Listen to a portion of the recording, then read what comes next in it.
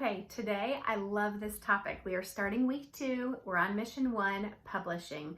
So it's fascinating to me as I go back through my notes 1 year after doing the One Funnel Away challenge and see in my notes where I was when I did this and where I am now. So at the time of doing this, I think because I didn't know what to do, I actually wrote out a little schedule for myself where I thought I was going to do all 3. I was going to publish, I was going to write, I was going to do videos, and I was going to do audio because I wanted to do a podcast. I'm a little bit of an overachiever.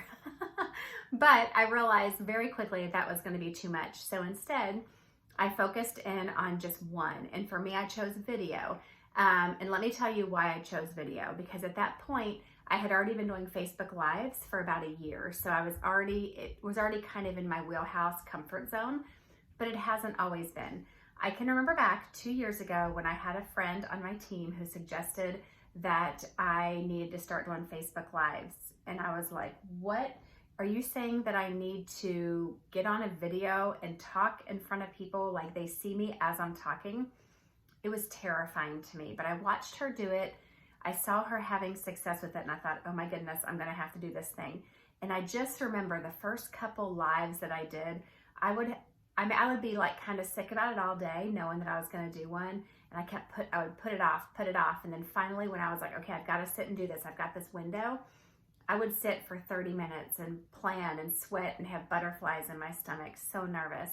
But I did it. I did it 2 years ago because I knew it was a thing I needed to do. And then a year ago, when I heard this lesson, I thought, okay, I need to do videos because I've already got some experience with them. But even still, when I did this challenge, I started making videos for my funnels. And I remember Rebecca and I and John, her husband, set aside a whole day to work on one video, that I was going to do for a funnel. And they helped coach me through it, and they were videoing me and helping me with the words. And we literally spent probably 10 hours making one 14-minute video and not even putting it together on YouTube, just videoing it, but then we still weren't happy with it. And then I remember going back another day for another hour or 2 and finishing the videoing. That's just where I was. It was very hard for me to get on there and talk and get my thoughts on while I was on camera. And I remember by the end, I was literally just like so much sweat in my armpits, and I was like just overcome. I really struggled. I'm sure Rebecca and John remember this too. Like by the end, I was a hot mess trying to power through those videos for one video. Now, after doing it for a year, after publishing my face off for a year, I just did a video for a funnel, and I literally, 14-minute video, I pushed play on my phone, I talked for 14 minutes, and I pushed stop. And that's what I used for the funnel. And I suspect that the one I did last week is better than the one that I did a year ago because I'm just more natural on camera. But it's not because I was just born this natural on camera person. I have practiced and practiced. He said to do, 365 days. I know that if I were to look back and count over the last year, I have well over 300 videos and Facebook Lives. I now have 2 YouTube channels, and this one that this is housed on is, at the time, I think I have 5 subscribers, like all people that I know. But I'm not doing it for my subscribers right now. I'm doing it to help me find my voice. I'm putting my story out there. I am just exploring the way that I'm going to talk and the way that I video. And I'm just creating a muscle by doing this, because I know that by doing this, I am, when I first started, I was terrible. I hate to look back at my first lives and videos that I did 2 years ago.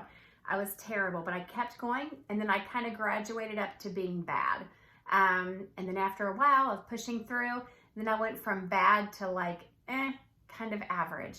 And then now, maybe I'm kind of in that good, I don't know, somewhere between average and good. Eventually, if I keep doing this, I want to have my own studio for recording. I want to have someone that actually edits the videos for me. Rebecca does some editing, but a professional editor to do my videoing. And then, I'll bump up to excellent.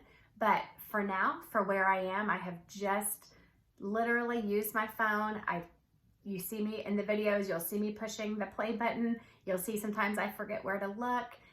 Sometimes my lighting is bad. I had someone say like, do you have black eyes? Because I forgot to do the lighting and I had like literally black under my eyes. Sometimes I'll edit them. This is a little pro tip. I can do real fast editing on iMovie.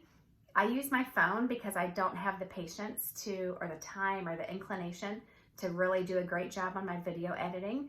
That will come in the future, but it's not where I am right now. So I just do it. Sometimes if I get interrupted or I lose my train of thought, I can, put 2 or 3 segments together with iMovie, and I don't spend a lot of time on it. I just cut out the bad part, do a transition, cut out the bad part, do a transition, upload it to YouTube.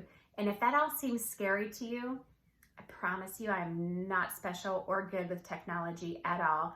I remember when someone first told me I should do a YouTube channel, and I was mortified at the thought, and I thought, I can't do a YouTube channel. Like, that's super scary thing that only professionals would do. No, come to find out, they'll give a YouTube channel to like an 8-year-old. It doesn't matter. You just got to put videos on. You literally record them on your phone, hit upload, and it goes to your YouTube channel. It's not hard at all. But don't think just because you're watching my journey that you need to do videos, right? If you are much more comfortable writing, if writing is a way that you can express yourself, that is a perfect place to start, but commit to doing it consistently. If you are happy to talk, podcasting is huge right now. Huge. That is the thing that I want to go into next, because there's a lot of power in podcasting. If you haven't already, look at the statistics on people that listen to podcasts and what kind of clientele you'll get if you become a podcaster. There's a lot of power in that. So don't think you have to do what I'm doing or what someone else is doing. Find your own path. Think of what would you be consistent with for the next year, because it will change your business and it will change your life if you commit to it and do it, even though it's going to be scary, even though it's going to be hard. Okay, let's see. All right, so I'm going to leave you with this quote that one of my mentors says that I think is perfect. She says, don't miss good for perfect. That means don't not do something that would have been good because you're trying to get it perfect.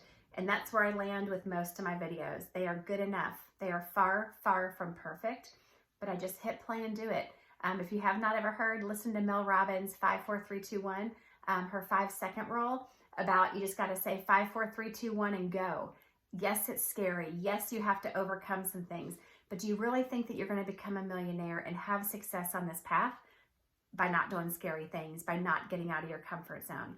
You got to push yourself. So that's my challenge to you. Really excited to get this week started with you.